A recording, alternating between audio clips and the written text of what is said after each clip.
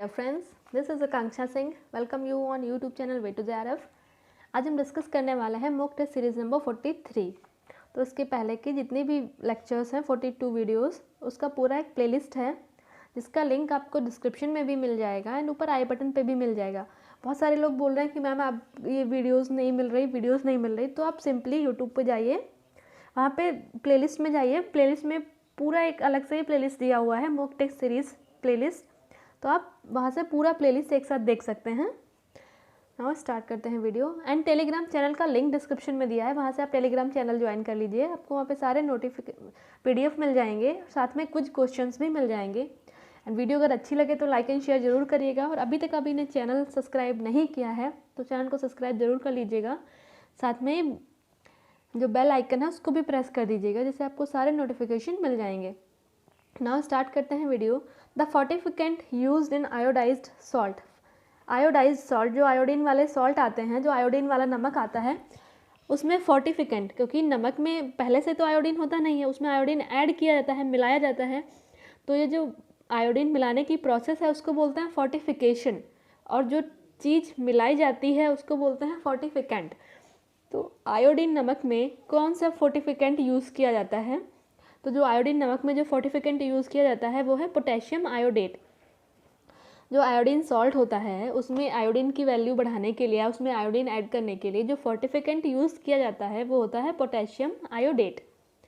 Next question is which is not a method of nutritional assessment using biochemical method.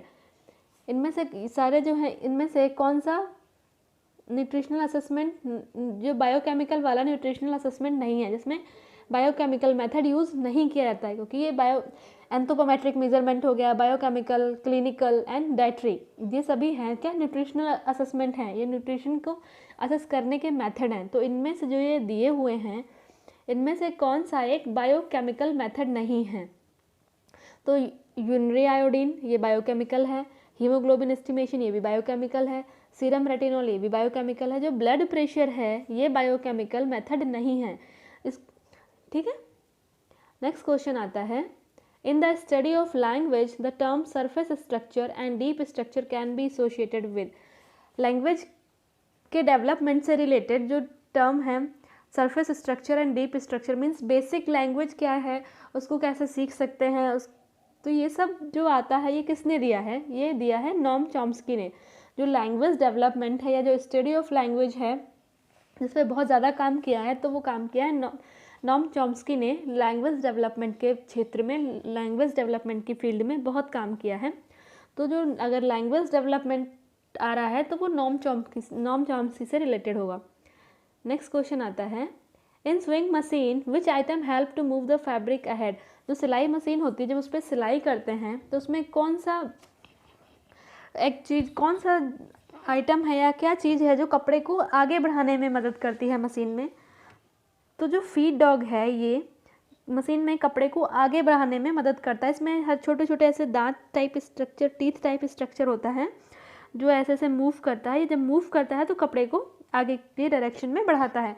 Throat plate, ये बिल्कुल flat plate होती है, flat surface होती है। Pressure foot, ये pressure देता है कपड़े को, एक जगह पे दबा के रखता है जिससे कपड़ा इधर उधर ना भागे। स्टॉप मोशन स्क्रू, ये एक स्क्रू जैसा होता है, जब उसको मतलब लगा देंगे तो वहाँ पे मोशन, जो व्हील जो घुमाते हैं, चक्का जो हाथ से घुमाते हैं, उसमें जब स्क्रू लगा देंगे तो ये वहाँ पे उसका मोशन को रोक देता है, उसको घूमना रोक देता है। तो जो फीड डॉग होता है ये कपड़े को मशीन में आगे बढ़ाने में मदद करता है। नेक्स्ट क्वेश्चन आता है, which of the following is not a hand printing technique. इनमें से कौन सी एक हैंड प्रिंटिंग टेक्निक नहीं है? मीन्स जितनी भी टेक्निक्स दी हुई हैं इनमें से एक टेक्निक है जो हैंड प्रिंटिंग टेक्निक नहीं है। मीन्स उसके वो जो प्रिंटिंग है वो मशीन से की जाती है, तो वो हो जाती है ड्यूप्लेक्स प्रिंटिंग। जो ड्यूप्लेक्स प्रिंटिंग है ये हैंड प्रिंटिंग टेक्निक नहीं है। बाकी स्क्रीन प्रिंटिंग है, ब्लॉक प्रिंटिंग है, स्टेंसिल है, ये सभी हैंड प्रिंटिंग की टेक्निक्स हैं, इनको हाथ से किया जाता है। बट ये ड्यूप्लेक्स है, ये हैंड प्रिंटिंग टेक्निक नहीं है।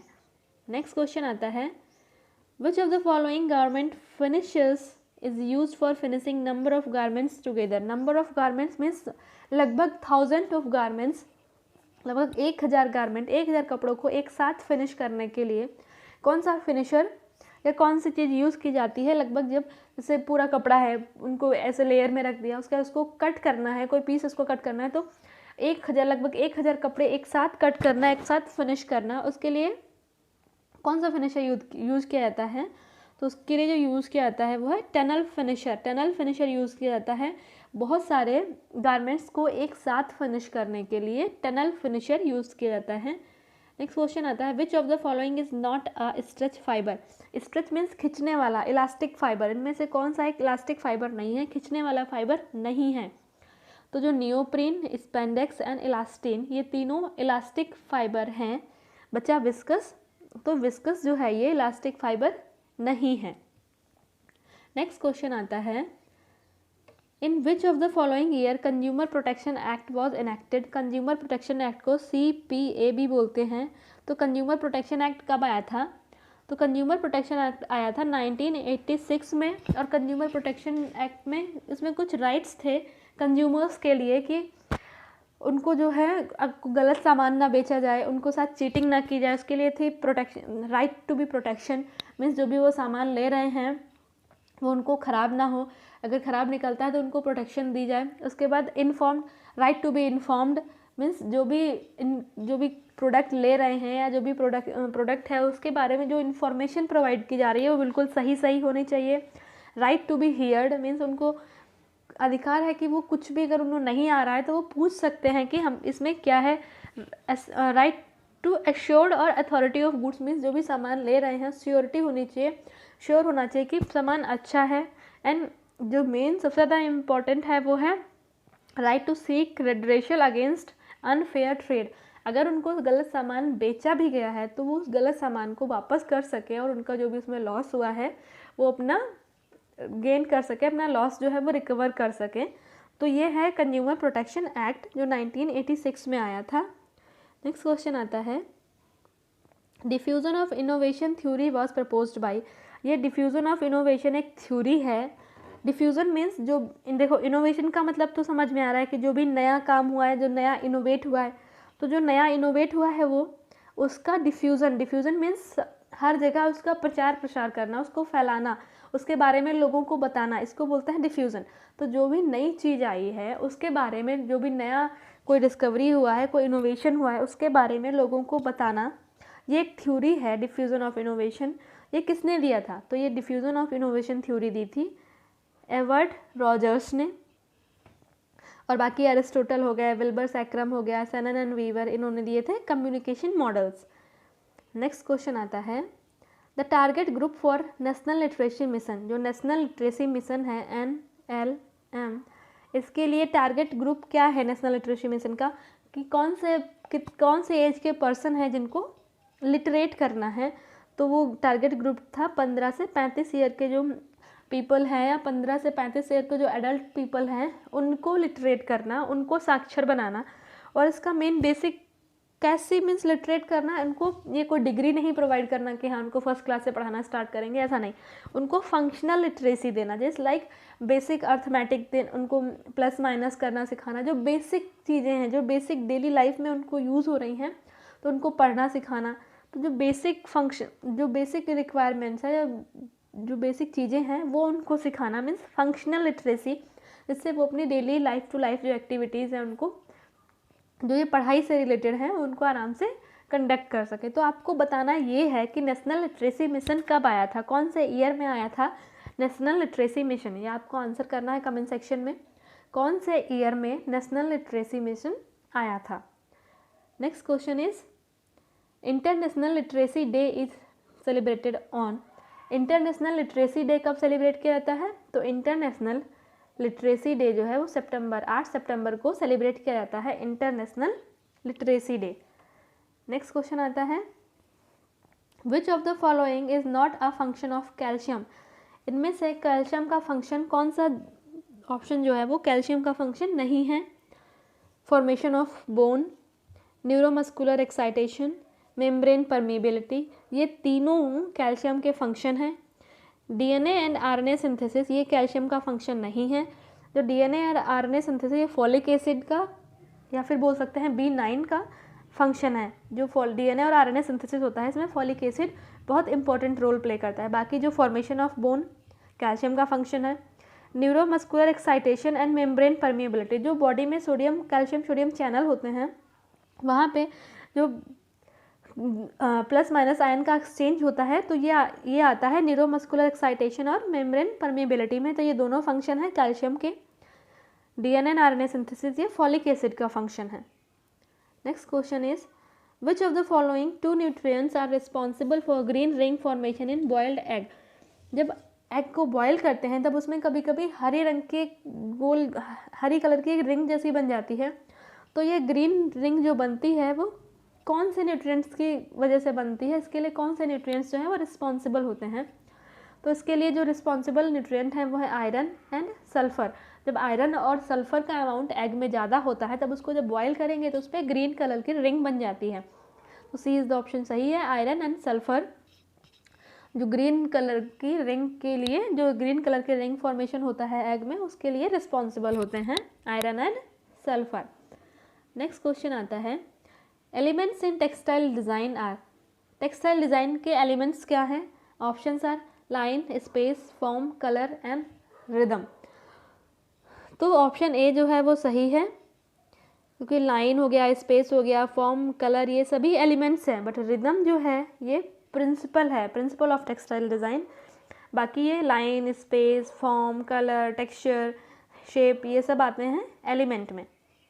नेक्स्ट क्वेश्चन आता है the common symptoms of Alzheimer disease are. Alzheimer disease ये ब्रेन से रिलेटेड होती है, मीन्स जब यादाश्त कम हो जाती है या फिर ब्रेन का जो फंक्शनिंग है, ये नॉर्मली ओल्ड एज में, जो ओल्ड एज के पीपल होते हैं वो देखो चीज़ें काम करते हैं भूल जाते हैं, चीज़ें कहीं रख के भूल जाते हैं, तो इसको बोलते हैं अल्जाइमर डिजीज़ का एक सिम्टम है।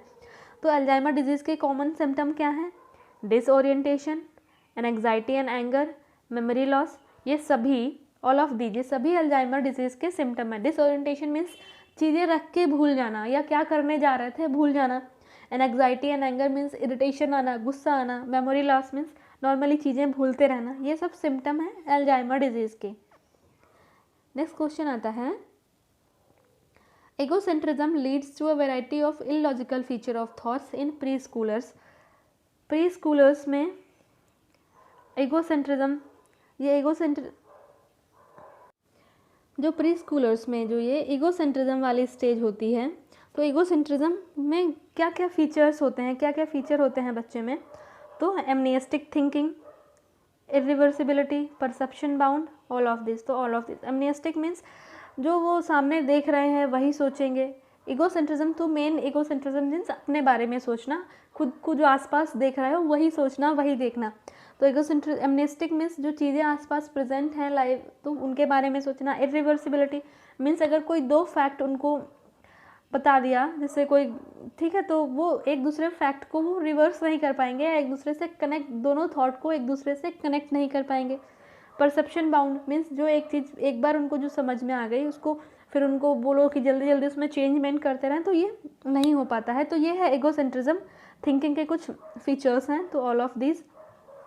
नेक्स्ट क्वेश्चन आता है give the correct sequence in the processing of textile. Textile की प्रोसेसिंग का करेक्ट सीक्वेंस बताना है। तो ऑप्शन क्या है? Sizing, scouring, bleaching, desizing and mercerisation. तो जो करेक्ट आंसर है वो है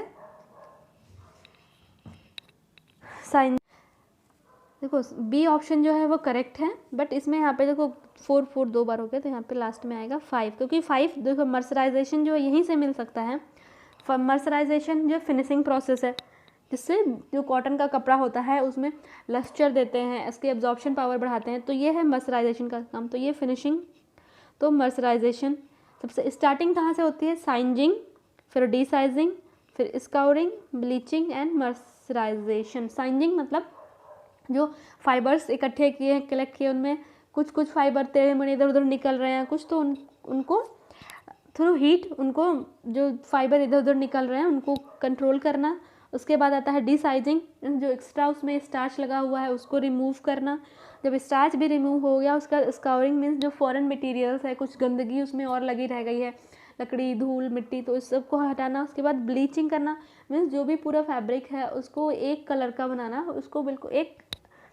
उसके बाद आता है मर्सराइजेशन। उसके बाद जितनी भी फिनिशिंग प्रोसेस अप्लाई होंगी वो ब्लीचिंग के बाद सारी फिनिशिंग प्रोसेस अप्लाई होती हैं, तो हो जाएगा मर्सराइजेशन। तो B is the correct option. Next question आता है, arrange the following needs according to the Maslow's need hierarchy theory. जो मैस्लो की जो नीड हायरार्की थ्योरी है, तो इसके कुछ उसमें ऑप्शंस हैं, उनको आपको करेक्ट सीक्वेंस में बताना है क्या है। तो ह्यूमन नीड, जो मैस्लो की थ्योरी थी, नीड हायरार्की थ्योरी मीन्स जो बेसिक ह्यूमन की जो नीड्स हैं वो नीड की हायरार्की के मीन्स कैसे कैसे उसकी नीड्स की क्या क्या रिक्वायरमेंट्स है उसके बारे में बताना है। तो ऑप्शंस क्या क्या हैं, love, self actualisation, safety, physiological self esteem. कहीं कहीं कहीं ऑप्शंस के नाम भी चेंज होते हैं, यहाँ पे लव लिखा है तो यहाँ पे कहीं के सोशल लिखा होता है। तो अब सबसे पहले क्या आता है, पर्सन है तो उसको सबसे पहले फिजिकल मीन्स फिजियोलॉजिकल सेफ्टी चाहिए, तो फिजियोलॉजिकल सेफ्टी सबसे पहले ये आ जाएगा। जब फिजियोलॉजिकल हो गया, एक दिन फिजियोलॉजिकल मीन्स खाना, रहने का घर, कपड़ा, खाना पीना, ये फिजियोलॉजिकल नीड्स हैं। जब ये एक दिन पूरी हो गई, जब फिजियोलॉजिकल नीड, अब एक दिन नीड पूरी हो गई तो उसके बाद उसको नेक्स्ट डे की चाहिए कि next day means safety, security. कहीं कहीं पे सेफ्टी के साथ सिक्योरिटी भी लिखा होता है, ऐसे यूज है। तो एक दिन की फिजियोलॉजिकल नीड पूरी हो गई, देन थोड़ा सा लालच बढ़ा कि अब चाहिए सेफ्टी, चाहिए सिक्योरिटी, चाहिए बाकी जो आने वाले दिन हैं उनके लिए भी हमको स्टोर होना चाहिए। तो फिजियोलॉजिकल सेफ्टी, उसके बाद आया सेफ्टी। जब सेफ्टी हो गया उसके बाद चाहिए, देखो रहने को घर हो गया, पहनने को कपड़े हो गए, खाने के लिए खाना हो गया, उसकी पूरी सेफ्टी भी है कि हाँ आगे आने वाले दिनों में भी खाने पीने को मिलता रहेगा। उसके बाद क्या चाहिए, लव या फिर सोसाइटी मीन्स आसपास उनको लोग चाहिए, क्योंकि अकेले आदमी तो परेशान हो जाएगा, तो उसको आसपास लोग चाहिए, फैमिली, फ्रेंड्स। तो ये हो गया। उसके बाद चाहिए क्या, जब फैमिली मिल गई, फ्रेंड्स मिल गए, सब कुछ हो गया, उसके बाद क्या चाहिए, सेल्फ स्टीम, एक इमेज चाहिए, एक सोशल इमेज, सोसाइटी में एक इमेज चाहिए कि हाँ एक अच्छी इमेज है, तो चाहिए सेल्फ स्टीम। उसके बाद आता है सेल्फ एक्चुअलाइजेशन, जहाँ पे बंदा पहुँच के बिल्कुल सेटिस्फाइड है कि नहीं कुछ नहीं चाहिए, जो भी है बहुत अच्छा है। तो जो ऑप्शन है वो A option is the correct. सबसे पहले physiological needs, then safety, safety के बाद सोशल और love, then self esteem and self actualisation. Next question आता है, triggering the mind of participants to find out solution for a problem is called. देखो जब किसी प्रॉब्लम का सोल्यूशन के बारे में डिस्कस करते हैं, वहाँ पे जब प्रॉब्लम के सोल्यूशन के बारे में डिस्कस करते हैं तो वहाँ पे जो मेन होता है वो होता है ब्रेन स्टॉर्मिंग। ब्रेन स्टॉर्मिंग की एक स्पेशलिटी है या इसका कैरेक्टरिस्टिक है। ब्रेन स्टॉर्मिंग में प्रॉब्लम के बारे में नहीं डिस्कस करते हैं, प्रॉब्लम के सॉल्यूशंस के बारे में डिस्कस करते हैं। वहाँ ब्रेन स्टॉर्मिंग मीन्स कोई प्रॉब्लम है उसके अल्टरनेटिव सॉल्यूशंस के बारे में डिस्कस करना, जिससे नए नए आइडियाज़ आएंगे और वहाँ से जो बेस्ट पॉसिबल अल्टरनेटिव हो उसको सेलेक्ट करना। तो प्रॉब्लम के जब सॉल्यूशंस के बारे में डिस्कस करते हैं तो उसको बोलते हैं ब्रेन स्टॉर्मिंग। कोलोकियम, सिंपोजियम, ये हैं एजुकेशनल। उसके बाद ये डिबेट, तो डिबेट। नेक्स्ट क्वेश्चन इज, ये मैचिंग है फॉलोइंग, लिस्ट 1 को लिस्ट 2 से मैच करना है। सबसे पहले कॉटन, कॉटन होता है seed hair, pineapple is plant leaf, flax plant stem, coir is fruit husk. तो जो करेक्ट ऑप्शन है वो ए वाला ऑप्शन चाहिए। जो कॉटन है वो सीड हेयर है, जो सीड के ऊपर जो कॉटन जो निकालते हैं वो सीड के किनारे किनारे तो लगा होता है, तो उसको बोलते हैं सीड हेयर। पाइनएप्पल, पत्ती, जो पाइनएप्पल की पत्ती है प्लांट, उसकी लीफ से जो फाइबर बनता है उसको बोलते हैं पाइनएप्पल। देन आता है फ्लैक्स, फ्लैक्स होता है प्लांट स्टेम, ठीक है।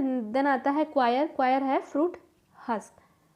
एंड आपको जो क्वेश्चन था आपसे था कि नेशनल लिटरेसी मिशन कौन से ईयर में आया है, तो आपको ईयर बताना है कमेंट सेक्शन में कमेंट करके। एंड वीडियो अगर आपको अच्छी लगी हो तो लाइक एंड कमेंट जरूर कर दीजिएगा। ये सारे आंसर्स हैं तो आंसर ज़रूर देख लीजिएगा। एंड वीडियो अगर अच्छी लगी हो तो लाइक एंड कमेंट करके ज़रूर जाइएगा। एंड अपने फ्रेंड्स के साथ ज़्यादा से ज़्यादा शेयर करिए। एंड आंसर कमेंट सेक्शन में आंसर करना बिल्कुल मत भूलिएगा। नेशनल लिटरेसी मिशन, उसका आंसर देना है आपको कि कौन से ईयर में आया था। एंड जल्दी ही मिलते हैं नेक्स्ट वीडियो में, तब तक के लिए wish you all the very best, good luck, bye bye.